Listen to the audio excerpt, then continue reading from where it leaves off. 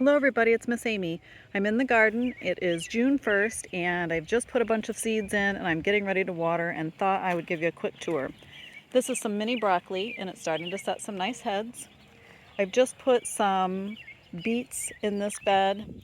There are a couple of Big Mama tomatoes here, a row of radishes. This next bed is going to get another row of radish seeds put in. It has some carrot seeds on the back side and then tomatoes in the main part. We've got tiny bell peppers, or sweet peppers I should say, up in the front here in some containers. These are pepperoncinis and they're starting to flower and set fruit. The others are a tapered bell pepper. There are carrots just seeded on the front edge of this bed, and then there are determinate tomatoes here. This row is carbon tomatoes, and this is Galahad, which I tried last year and it did not succeed, but it looks pretty good so far this year. This bed has carrot seeded down in the front, and then there are King Arthur bell peppers throughout the rest of the bed. This bed is banana peppers. These are small bell peppers. This row here is a mix of banana peppers and carmines. These are big beef tomatoes with some basil in the center. These are also big beef with basil in the center and carrots on both sides. These are two zucchini with some tiny little alyssum flowers. That alyssum flower attracts really tiny pollinators, and that's what we need. We need pollinators for those early flowers that set. These are a couple more Big Mama tomatoes. This is a row of mixed tomatoes. There is an Amana orange, and then this is a variety that's just known by its name and number.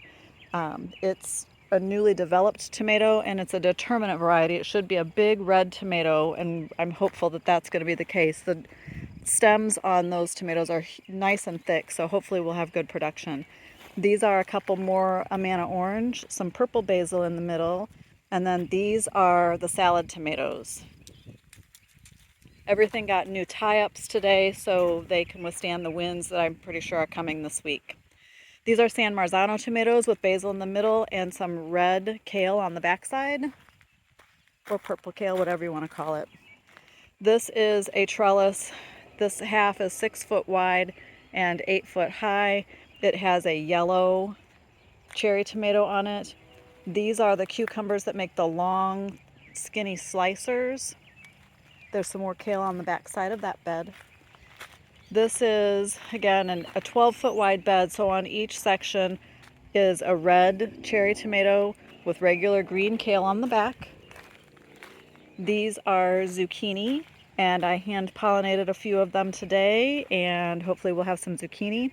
We had 16 female flowers, and there were no male flowers to help them set fruit, so they had to come out over the weekend, which was kind of sad.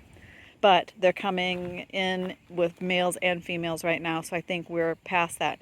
Again, there's some alyssum down in the front to help draw in some pollinators, so hopefully I won't have to keep hand doing that. There are a couple more zucchini here. I heard you loud and clear last year. Let's plant more zucchini and less yellow squash. This is a nasturtium, which helps with bringing in beneficial insects as well. It's also sometimes a trap crop where it traps some of the icky bugs. These are the Chipola's Pride tomatoes, which makes a really big sauce tomato. There are some beets on the back side of that bed. These are Amish paste tomatoes, and there are some yellow beets on the back side of that bed. This is the regular cucumber, and these were all set out as small plants, so they're up and doing really well. Looks like I need to do some training on them, but there are some flowers coming, and again, I'm watching for pollinators, and I think that we'll probably see some cucumbers soon. Not huge quantities, don't get super excited, but we will see some fruits starting to come.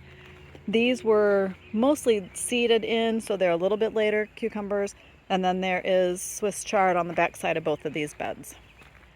The other garden has raspberries in the middle, some flowers. There is some mini broccoli out there. There's a bunch of peas out there. So this is what I've been doing, taking care of the gardens, making sure that things could withstand the cold and the hot and the wind and the rain and the no rain and all of that. The other areas are doing well. Let me see if I can get up there to that other garden pretty quick. This little hoop house has the shade cover on it, and there is regular broccoli in there. Both beds are filled with regular broccoli plants, and they just got set out a little over a week ago. Here are some baby beets, some parsley, some oregano, some sage, chives. This was the first planting of onions. Ooh, this is some broccoli. This is the new mini broccoli that I'm trying this year. That's beautiful. Peas on both ends of that trellis. This is some regular broccoli, so these will make big heads. This is going to take a while. This is the second bed of onions. I've got plants everywhere.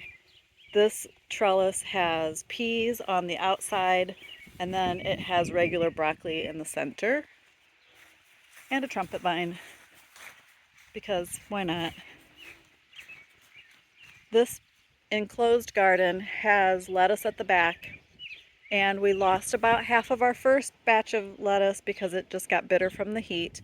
So on Saturday afternoon, I transplanted a bunch of baby lettuce in there. It's got shade cover over the top of the lettuce, and I've been watering it. So I'm hopeful that we'll still have lettuce for a few more weeks, as long as I can keep them cool and happy. Eventually, when that lettuce comes out, more beans will go in. This front bed is filled with beans, and there are 2 varieties of green beans, and I think that there's 1 row of yellow. I would have to go in and double check that. These are the early tomatoes up front in some containers, and they're doing really well. They're all flowering.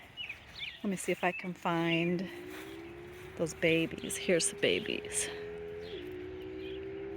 I mean, we're not going to win any prizes, but it's June 1st and we have some tomatoes, and that's really exciting. As a trial, I put some peas along the inside of this fence, and the thought was, how do I get more peas without putting more beds in? And they're doing pretty good, and they're coming up really well, and they're starting to actually grab onto the fencing. So I tried another row. I seeded a row on the back side tonight, and I'll get that watered in. So hopefully we'll have peas for an extended period. As long as I can keep the ground cool enough, they'll be happy here. They get shade late in the day. The barn shades them. So that's the long update of what's going on and what's growing and how are things doing. Me, never put the hose away. So if you have questions, if you're looking for something, let me know. Otherwise, you'll probably find me here just about any time. Thanks for watching, and I hope to see you soon. Bye.